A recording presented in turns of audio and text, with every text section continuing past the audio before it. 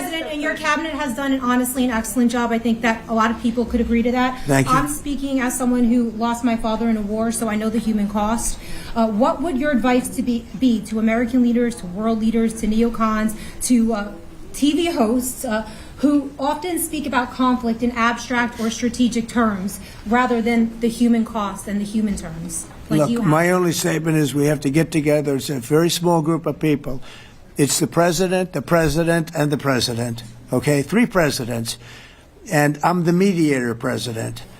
And I'm mediating not an easy situation. It should be easy, but it's a lot easier when people understand each other, when they get together, and when they like each other. We don't necessarily have that situation as far as like is concerned. Maybe it can turn around. Maybe it can. But in the meantime, we'll have them keep a little bit of distance, and we're going to see if we can get it done. This is number 9, okay? This will be number 9 for me. I've solved 8, including the Middle East. I've solved 8.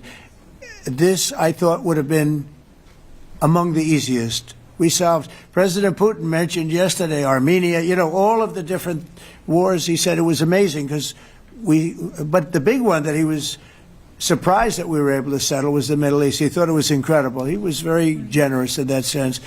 This should be something we're able to settle, and I think we will be able to settle. Yes, sir. On that note, you will go down as the peacemaker, no doubt, and you will resolve this war. Well, you know, we resolved 8 others. It's funny how people say that. If you get this one, every time I do one, they forget about that one. I solved 8 wars. Go to Rwanda and the Congo, talk about India and Pakistan, look at Thailand, look at all of the wars that we solved. And every time I solve one, they say, if you solve the next one, you're going to get the Nobel Prize. I didn't get a Nobel Prize. Somebody got it who's a very nice woman, very nice. I don't know who she is, but she was very generous. So I don't care about all that stuff. I just care about saving lives. But this will be number 9. But every time I solve one, they said, sir, if you solve one more, you're going to be known as a peacekeeper. So to the best of my knowledge, we've never had a president that solved one war. Not one war. Bush started a war. A lot of them start wars, but they don't solve the wars. They don't settle them. And especially when they have nothing to do with us. I guess just about all of these wars had nothing to do with us. But I saved tens of millions of lives. The Prime Minister of Pakistan said, I saved millions of lives in interceding on Pakistan, and you look at Pakistan and India as an example. That would have been a bad one, 2 nuclear nations, right?